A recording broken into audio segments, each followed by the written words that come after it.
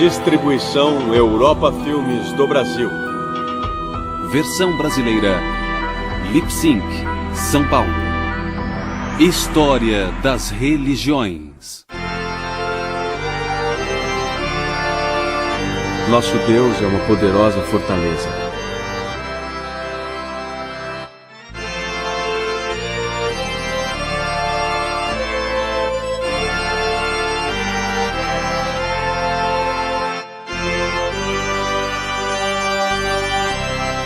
Protestantismo.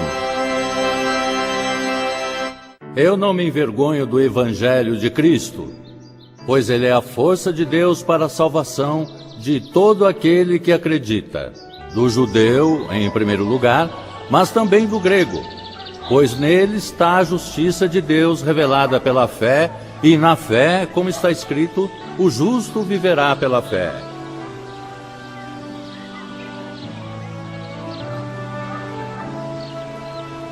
No século XVI, uma série dramática de protestos religiosos, sociais e políticos produziu uma nova e influente forma de cristianismo, que logo cresceria para rivalizar com o católico e o ortodoxo, como o terceiro grande ramo da maior religião na Europa. Mais tarde, o protestantismo se espalharia mundialmente em um dos maiores movimentos religiosos da história. O protestantismo, ou cristianismo protestante, ganhou seu nome do protesto, que foi o documento de protesto editado em 1529 por 6 príncipes alemães e representantes de 14 cidades ao sul da Alemanha. Esta aliança se rebelava contra as decisões religiosas da Assembleia Imperial de Speyer, que tentava unificar territórios do Sacro Império Romano, que seriam as terras das modernas Suíça, Áustria e Alemanha, impondo uniformidade de culto. O documento declara 2 princípios que estão no âmago da compreensão protestante do cristianismo. O mesmo par de princípios fora declarado pelo padre alemão Martinho Lutero, em seu famoso confronto tanto com a Igreja Católica Romana quanto com o Sacro Império Romano em 1521. O primeiro princípio é o de que a palavra de Deus é uma autoridade maior do que qualquer autoridade humana. O segundo princípio é o de que só a consciência justifica a oposição a certos decretos eclesiásticos.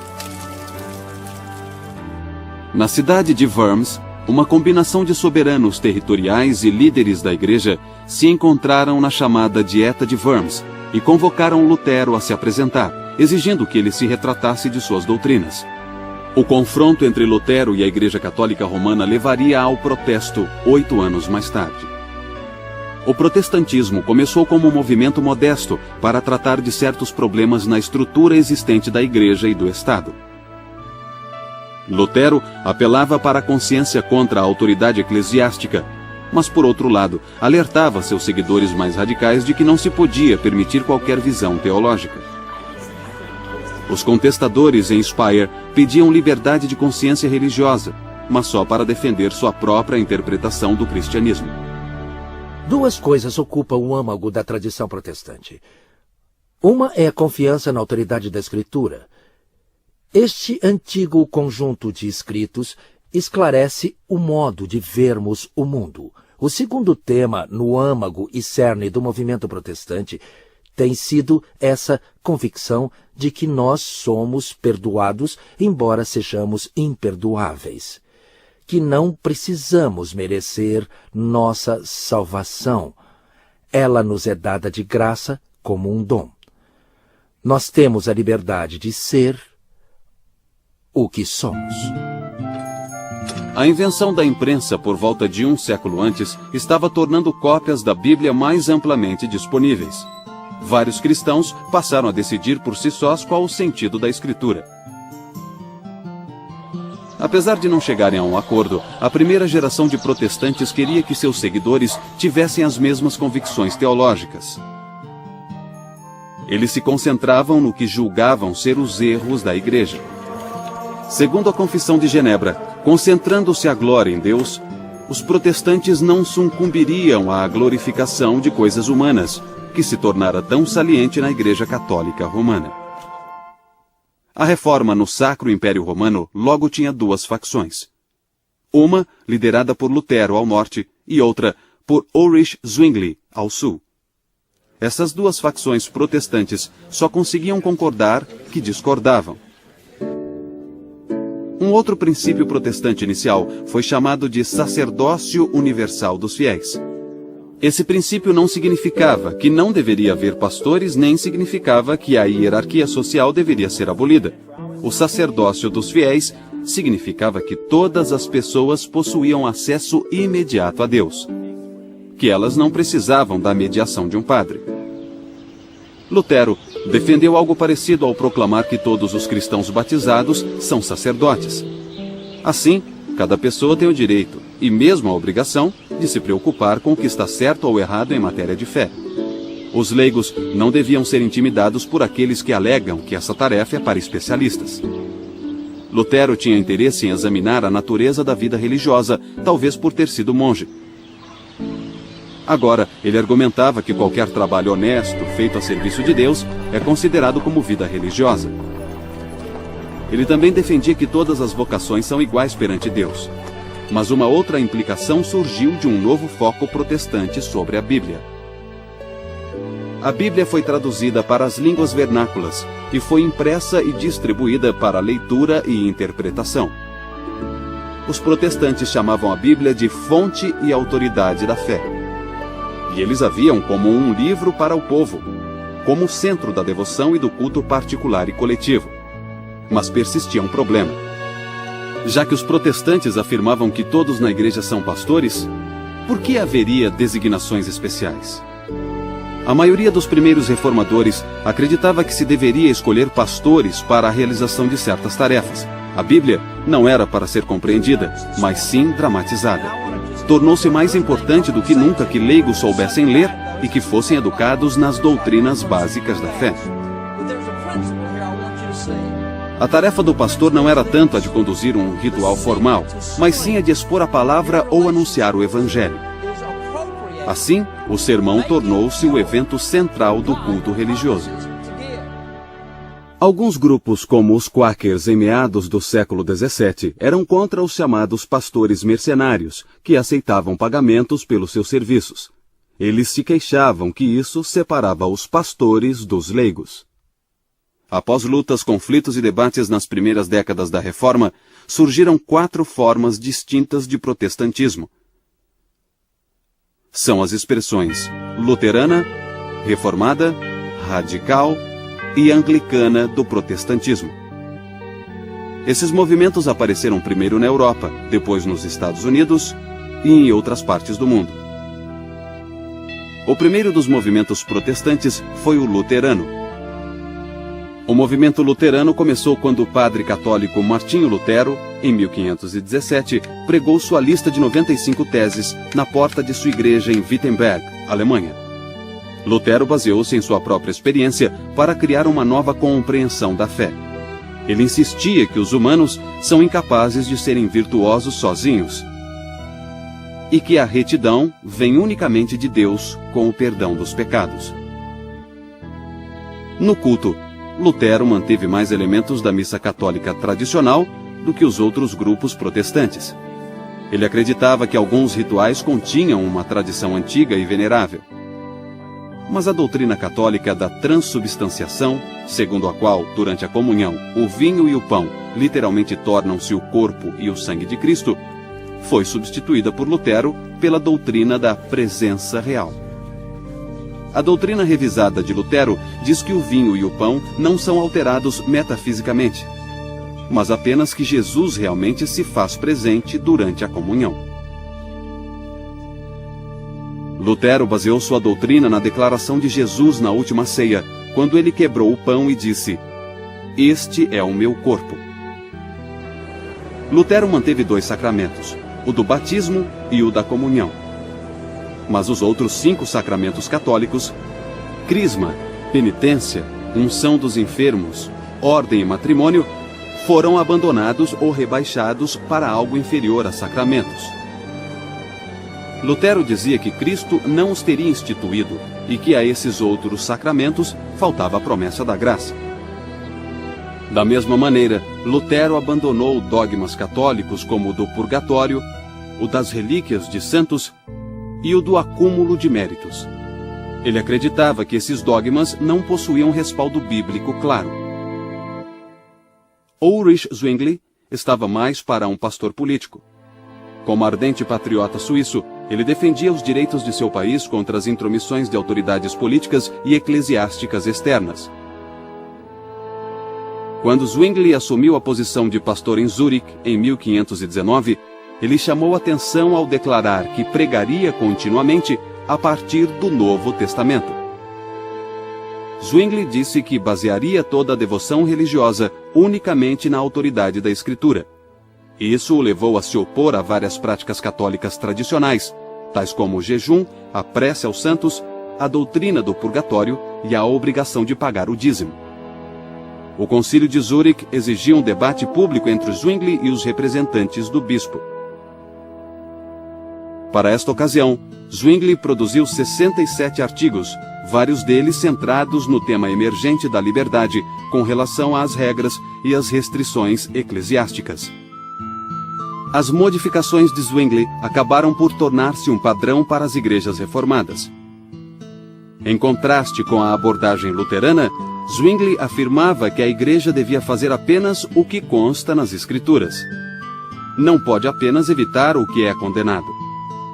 As diferentes igrejas reformadas aplicaram esse princípio diversamente, mas todas eliminaram muito mais da liturgia católica tradicional que os luteranos. A arte era muito importante nas igrejas antes da Reforma. Muitas pessoas não sabiam ler, o latim usado na missa não era compreendido pelas pessoas, então os fiéis se sentavam no santuário. Sem saber exatamente o que ocorria, não participavam ativamente da missa. E a arte que eles podiam observar, lendo as figuras que estavam nos vitrais, nas pinturas e nas estátuas, se tornou muito importante para eles. Mas, infelizmente, para alguns aconteceu de a arte se tornar mais importante do que aquilo que era representado. E isso foi parte da crítica da Reforma. Queriam fugir disso, dos que louvavam mais a obra de arte que o seu tema. Lamentavelmente foram destruídas muitas peças incríveis na Reforma. Algumas pessoas assumiram a posição de que o único meio de cura estava na destruição de toda a arte, e isso foi muito triste. A tradição reformada também começou a procurar um modelo bíblico apropriado para organizar o governo da Igreja. João Calvino, pastor francês em Genebra, achou seu modelo em uma ordem de ministério de 4 frentes que ele dizia ter sido instituída por Jesus. As 4 ordens eram pastor, doutor, que chamaríamos de professor, ancião e diácono. Muitas diferenças teológicas impediram que os luteranos e a comunidade reformada cooperassem numa frente protestante comum. A questão que causava mais divisão era a comunhão. Zwingli achava que o conceito de Lutero de presença real lembrava demais a transubstanciação católica. Ele argumentava que pão e vinho significam ou representam o corpo e o sangue de Cristo. E a comunhão, por conseguinte, era só um memorial do que Cristo fez. Zwingli acreditava que a comunhão era claramente secundária ao serviço da palavra. Ele sugeria que a ceia fosse celebrada trimestralmente, opondo-se assim ao desejo de Lutero de manter a palavra e o sacramento juntos no culto cotidiano. Os reformados também recebiam os elementos sentados em vez de irem até à mesa. Os radicais religiosos surgiram logo no início da Reforma. Todo esse grupo de radicais representa um terceiro ramo do movimento protestante. Havia 4 tipos distintos de radicais: os teocratas revolucionários, os espiritualistas, os antitrinitários e os anabatistas. Os teocratas e espiritualistas surgiram no início da Reforma alemã. Thomas Müntzer alegava ter recebido uma revelação que supostamente ia além da Escritura, e acreditava que essa revelação seria cumprida na história. Müntzer pregava que os eleitos se separassem dos ímpios e declarava que os príncipes cristãos deviam tomar a espada para estabelecer os preceitos de Deus. Durante mais de um século, Montzer seria um símbolo tanto para protestantes como para católicos romanos. Mas os radicais chegaram a limites perigosos em seus esforços para derrubar a sociedade existente. O terceiro grupo de radicais foram os antitrinitários. O mais famoso deles, no século XVII, foi Miguel Serveto, médico e filósofo espanhol, também conhecido como Michael Servetus. Preso em Genebra em 1553 pelas autoridades civis, Servetus foi julgado por heresia e condenado à morte. Sua execução foi importante para a autocompreensão protestante. Ela gerou um debate sobre a essência da fé protestante. Sua execução também gerou uma defesa da liberdade religiosa que se tornaria crucial para os protestantes que viriam. João Calvino participou na condenação de Servetus a ser queimado na estaca. E para ele, a execução foi um triunfo da verdade sobre a heresia. O termo anabatista ainda é às vezes usado para identificar vários desses grupos radicais. Mas o termo se aplica de modo mais apropriado a um grupo menor, cujos membros buscavam restaurar o estilo de vida apostólico que existia entre as primeiras comunidades cristãs. A alcunha anabatista, na verdade, foi um termo inventado pelos oponentes desses grupos. Anabatista quer dizer rebatizador, e é usado para grupos que creem que o batismo não é para crianças. Os anabatistas creem que o batismo é só para os que podem confessar sua fé. Os grupos anabatistas mais significativos foram os irmãos suíços, os menonitas e os uteritas. Os menonitas levam o nome de seu teólogo líder e antigo padre, Menno Simon, e ficavam na Holanda e no norte da Alemanha após 1540. Na América do Norte, descendentes da tradição menonita incluem várias comunidades Amish em áreas rurais de vários estados e no oeste do Canadá.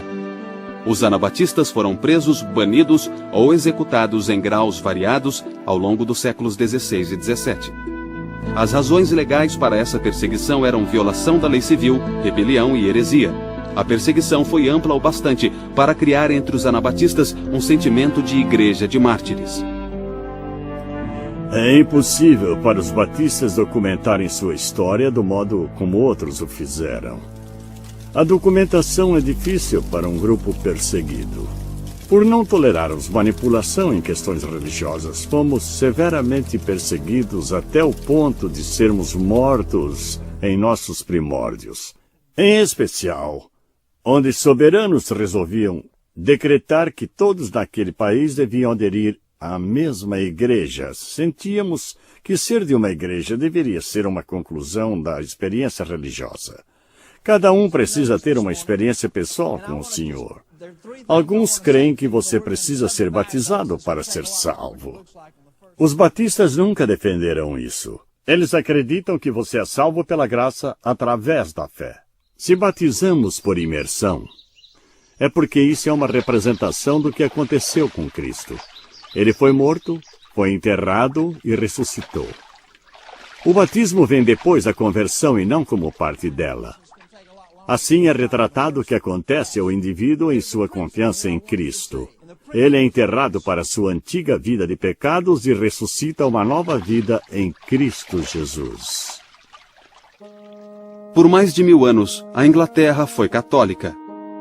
No ano de 1509, Henrique VIII subiu ao trono. Ele desposou Catarina de Aragão, mas ela e Henrique não conseguiram gerar um herdeiro homem. Em 1527, Henrique decidiu que o casamento deveria ser desfeito. Mas o Papa se recusou a conceder uma anulação. O parlamento inglês aprovou o ato de supremacia em 1534, que declarava o rei Henrique VIII como a autoridade suprema da Igreja da Inglaterra.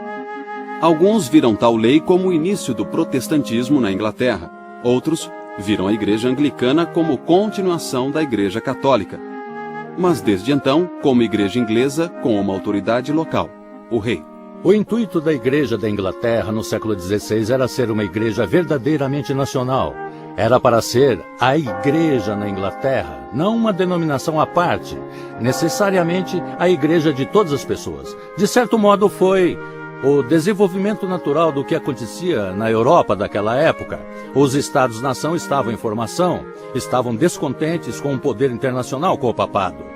Do século XIV em diante, na França, Itália, Alemanha, Espanha, todos os países diziam: queremos continuar católicos romanos na teologia, mas queremos o controle de nossa própria igreja. De certo modo, era tudo o que Henrique VIII queria. Para aqueles que haviam como continuação da Igreja Católica, a Igreja da Inglaterra agora se tornara um meio-termo entre o protestantismo e o catolicismo romano. O protestante Thomas Cranmer ajudou a resolver o problema marital de Henrique VIII ao propor que a questão fosse colocada não ao Papa, mas sim aos teólogos das universidades. O primeiro livro de liturgia comum, escrito em 1549 e revisado em 1552, fora em grande parte obra do protestante Thomas Cranmer. Este é o livro de 1549, o primeiro livro de liturgia comum de Cranmer. Sua importância foi que ele se inspirou muito na beleza da liturgia católica da Idade Média, mas traduzindo-a para o vernáculo para ser acessível a todo o povo. O anglicanismo sempre considerou que, apesar da importância do clero e da importância dos bispos, o verdadeiro povo de Deus são os leigos, são todos os batizados, que agora participavam totalmente do culto graças ao trabalho de Cranmer. Em 1533, Cranmer tornou-se arcebispo de Canterbury. Em 1553, o catolicismo foi restaurado na Inglaterra, quando Maria, a filha católica de Catarina, tornou-se rainha. Cranmer foi queimado na estaca junto com algumas centenas de outros hereges protestantes. Outros protestantes fugiram para a Europa continental para cidades protestantes, como Estrasburgo, Frankfurt e Genebra. Quando Maria morreu em 1558, Isabel subiu ao trono. Ela era filha de Ana Bolena, segunda esposa de Henrique VIII, e como rainha, foi virtualmente impelida por tal descendência a ficar do lado dos protestantes. A Inglaterra voltava ao protestantismo e os exilados podiam voltar para ajudar a protestantizar a igreja inglesa. Entre aqueles que divergiam do padrão anglicano estava um grupo chamado de puritanos. Eles surgiram em parte de uma disputa sobre o governo da igreja. Uma das primeiras discórdias envolvia a continuação do uso de vestes ou itens usados pelos pastores nas cerimônias do culto. Um dos símbolos inconfundíveis do bispo é o báculo. O bispo é o pastor, líder do povo, e pastor significa que comanda o rebanho. A ideia do báculo como um símbolo de autoridade e de ser o pastor líder era, é claro, a de que o bispo pudesse alcançar e resgatar aqueles que precisavam ser salvos. Alguns bispos, com o passar do tempo, também salientaram que o báculo tem outra extremidade, com uma ponta afiada que, quando necessário, o bispo pode usar para espetar alguém, se for necessário. Alguns desses puritanos da Inglaterra podiam ser chamados de presbiterianos. Os puritanos meditavam muito sobre a gravidade do pecado, sua cura e a necessidade de Deus para suscitar a conversão de uma alma individual. Eles estavam convencidos de que a verdadeira Igreja de Deus não possuía bispos e estavam comprometidos a um ministério culto para o anúncio da palavra na pregação. Os puritanos mais tarde vieram a ser chamados de independentes e depois de congregacionalistas. Alguns independentes praticavam batismo nos crentes adultos e ficaram conhecidos como batistas. A Igreja estabelecida e o Estado da Inglaterra se uniram para resistir a esses críticos, perseguindo muitos deles. Após a era protestante da Reforma, um período de consolidação começou a delinear fronteiras teológicas e políticas na Europa. Em 1555, a Paz de Augsburgo acabou com as guerras entre os luteranos e os exércitos católicos do imperador do Sacro Império Romano, Carlos V. Esse acordo permitiu que cada soberano territorial do império determinasse se sua terra seria luterana ou católica. Nenhuma outra fé era permitida. Na França, guerras religiosas intermitentes chegaram ao fim com o Edito de Nantes, em 1598. O edito concedia certa liberdade religiosa aos protestantes franceses chamados huguenotes, mas foi rescindido quase um século depois.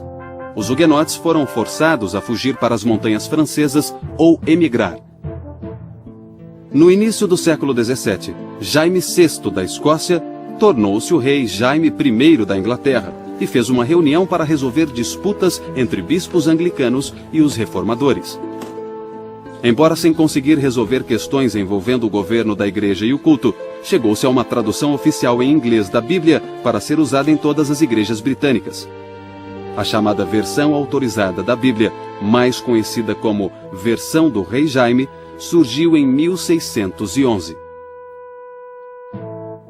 No século XVII, a Guerra dos 30 Anos invadiu terras do Sacro Império Romano e acabou com a Paz de Westfália, em 1648. O Império agora reconhecia as igrejas reformadas, além de católicos e luteranos. As guerras civis inglesas na década de 1640 deram liberdade por alguns anos para os presbiterianos, dissidentes independentes e quakers, fundados por George Fox na década de 1640 e conhecidos como membros da Sociedade de Amigos. Eles mantinham várias convicções consideradas extremamente radicais pelo resto da sociedade. Os quakers afirmavam que práticas protestantes tradicionais, tais como o culto, o batismo e a comunhão, eram exteriores e deviam ser rejeitadas. Não permitiam nenhuma ordem especial de pastores. Assim, as mulheres vieram a exercer maior liderança entre os quakers do que em outras expressões protestantes. Eles acreditavam em revelação imediata, por obra do Espírito na vida dos crentes, e consideravam a revelação bíblica uma fonte claramente secundária. Essa revelação podia ser discernida pela luz interior que Deus teria concedido a todas as pessoas. As pessoas entram e ficam em silêncio, entram apenas uma de cada vez ou com a família, e o silêncio continua por cerca de 1 hora, dependendo do que acontece e de como as pessoas se sentem. Isso vem dos quakers pioneiros, ou seja, o conceito de que Deus está dentro de todos. E todo o resto acaba derivando disso, incluindo a revelação contínua e a busca pela verdade. Eu me levantar e romper o silêncio, eu acho que eu só farei isso quando meu coração disparar e eu souber que há uma coisa que eu preciso dizer. Mas a sensação é de sempre ter um espírito se movendo no grupo. Com o decorrer do século XVII, alguns protestantes reformistas e luteranos começaram a se queixar do caráter da fé e da vida religiosa que surgia dos esforços que competiam para definir a ortodoxia. Esses críticos foram chamados pietistas. O pietismo gerou uma grande quantidade de atividade prática, incluindo atenção a questões sociais, como educação, auxílio aos pobres, abolição da escravidão e temperança. O experimento religioso inglês terminou quando a monarquia inglesa foi restaurada por Carlos II em 1660, e a religião anglicana foi rapidamente restabelecida. Os protestantes fora da igreja inglesa ficaram então oficialmente conhecidos como dissidentes, e o Ato de Tolerância de 1689 permitiu seus cultos. O ressurgimento evangélico ocorreu em circunstâncias bem diferentes na Europa, na Grã-Bretanha e nas colônias britânicas na América. Um historiador identificou 4 propriedades da religião evangélica. Primeiro, seu interesse na conversão ao cristianismo, baseado na crença de que vidas precisam ser mudadas. Segundo, a mensagem do Evangelho é expressa no esforço tanto pessoal como social. Terceiro, também a grande consideração pela Bíblia. E, finalmente, a visão evangélica da expiação enfatiza que não basta reverenciar Jesus como líder espiritual. Os evangélicos proclamam que Jesus foi um Salvador que foi sacrificado na cruz pelos pecados da humanidade. Uma das formas mais importantes de evangélicos do século XVIII foi o movimento metodista, fundado e liderado pelo pastor anglicano John Wesley. O entendimento de Wesley da mensagem e da tarefa cristãs refletia em vários aspectos os ideais do pietismo. O movimento de Wesley visava renovar as instituições existentes em vez de estabelecer uma nova instituição religiosa. Centrava-se nos leigos e pregava o crescimento na santidade mais do que a correção teológica. Para Wesley, a essência do cristianismo é o amor a Deus e o amor ao próximo. Sua preocupação principal não era com uma preocupação intelectual da fé, mas ele se preocupava em viver a fé na vida das pessoas. Mas em vários pontos, Wesley foi além do que os pietistas tinham ido um século antes. Ele acreditava que todo ser humano tem um papel na própria salvação. Isso significa que ele se opunha à doutrina de predestinação. Sobre a questão de se a graça de Deus é oferecida só a alguns ou a todos, Wesley entrou em discórdia com os calvinistas. Pela sua crença na graça divina universal, que era para todos e em todos, citando suas palavras, ele assim propagou a mensagem do amor redentor de Deus por todas as pessoas, juntou pessoas em pequenos grupos, educou-as na fé e então enviou pessoas para a América para continuar aquele movimento. Ele não tinha a intenção de iniciar uma nova igreja.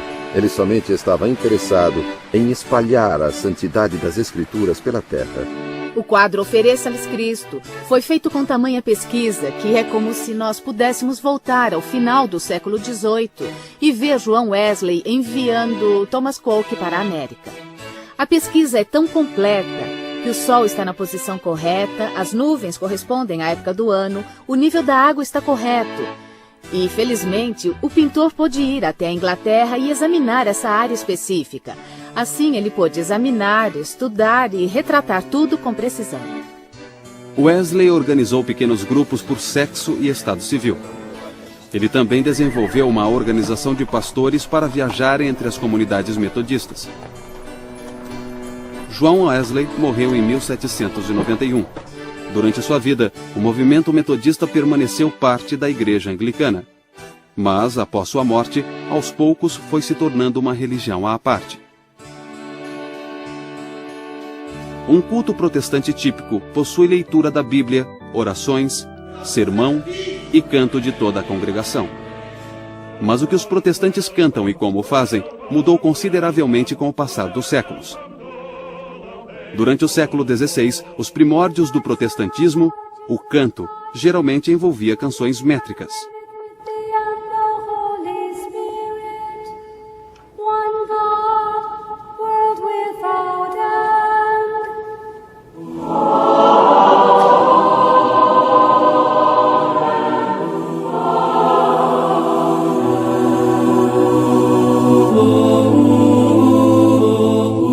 Os primeiros protestantes só aceitavam orações contendo as próprias palavras de Deus.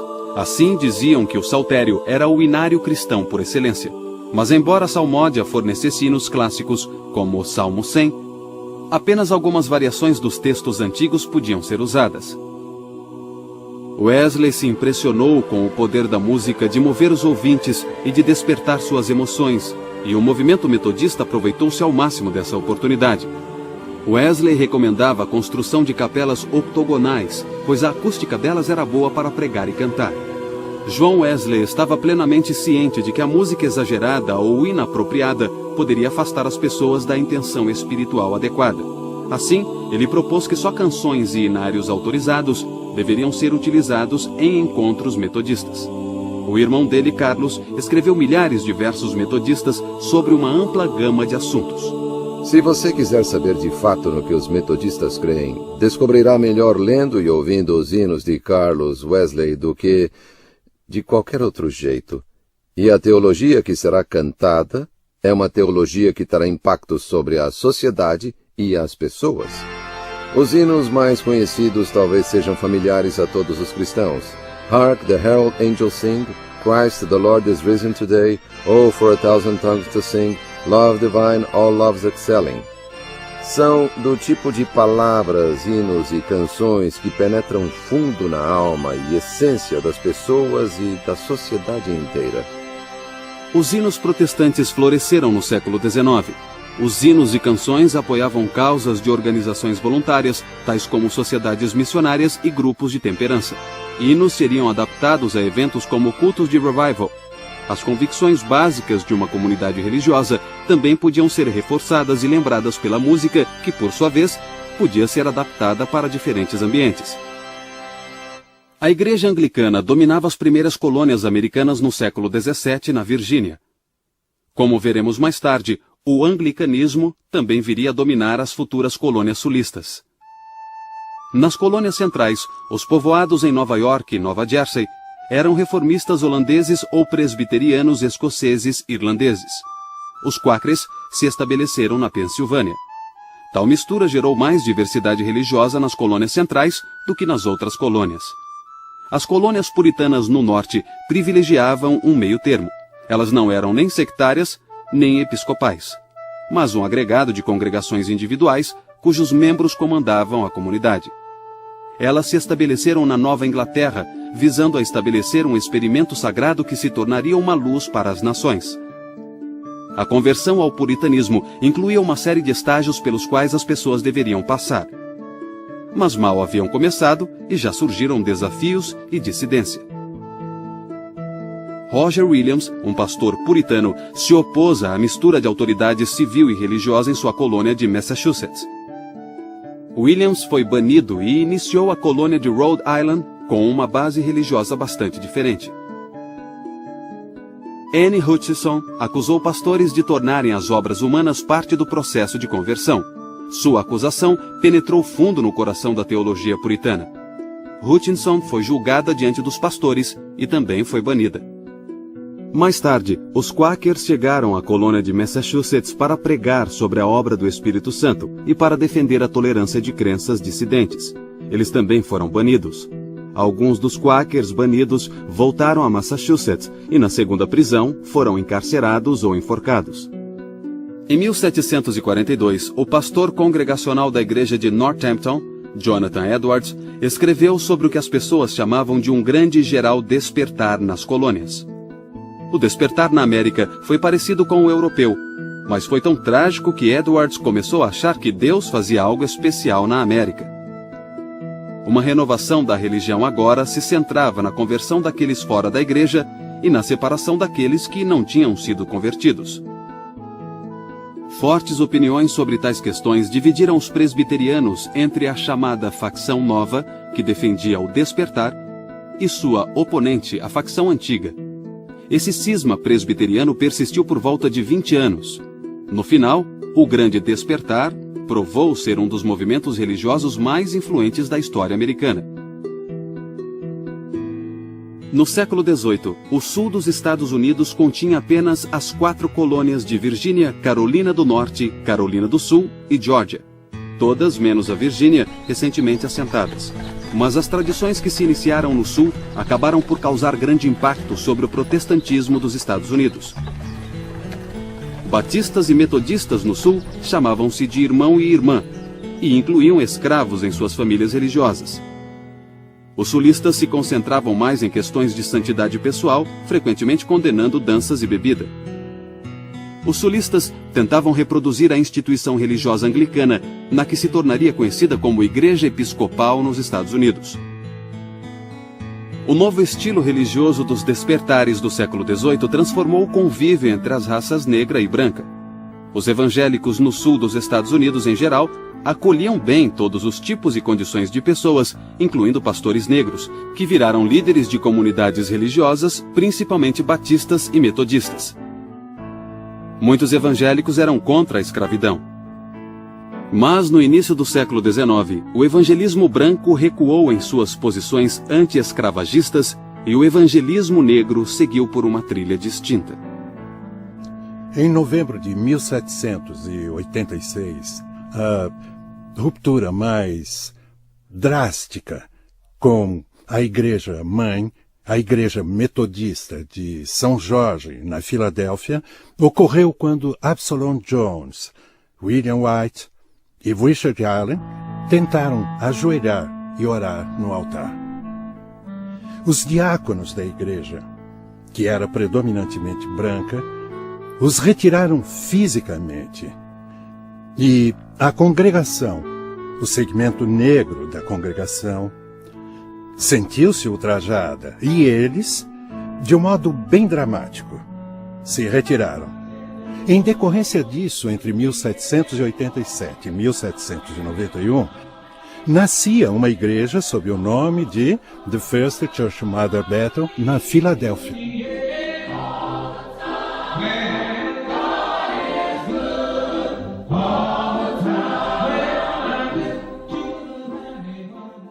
O novo estilo religioso do século XIX era cada vez mais baseado em valores democráticos, algo que metodistas e batistas possuíam em abundância. Em seus pastores, eles queriam entusiasmo mais que educação e encorajavam ativamente a participação dos leigos em todos os aspectos da obra, incluindo a pregação. os pastores itinerantes se adaptaram muito bem à expansão da fronteira ocidental, e a ênfase metodista e batista no livre-arbítrio, em vez de predestinação, se encaixou ao espírito da nação. Tal panorama se tornou a base para uma nova onda de revivals no primeiro terço do século XIX. A energia espiritual dos revivals espalharia novas denominações protestantes, como a Igreja Presbiteriana de Cumberland e a Igreja Cristã ou Discípulos de Cristo. O fenômeno que estava tomando Kentucky naquela época foi o segundo grande despertar, em especial o grande revival em Ken Ridge, em agosto de 1801, e acabou por ser o mais climático e grandioso de todos os revivals. Havia pessoas de todas e de nenhuma convicção religiosa.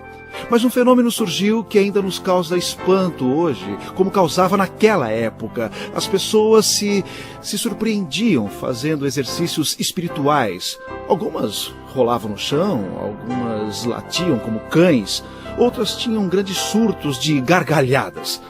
É um mistério, mas quem pode explicar tudo que se relaciona com o espírito?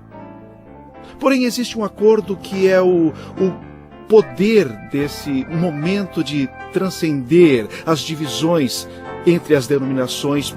Presbiterianos ouvem metodistas, metodistas ouvem batistas.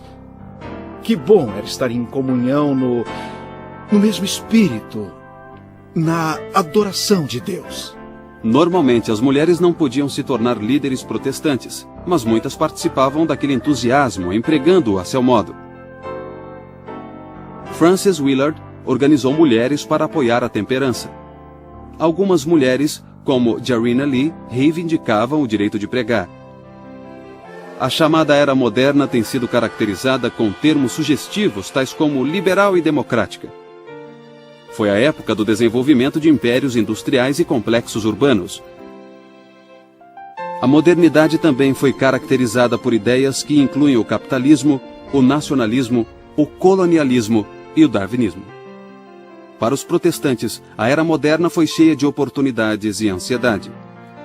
Os protestantes liberais acreditavam que a fé religiosa é consistente com a crítica acadêmica e que se pode descartar muito das velhas tradições a fim de preservar a essência da mensagem cristã.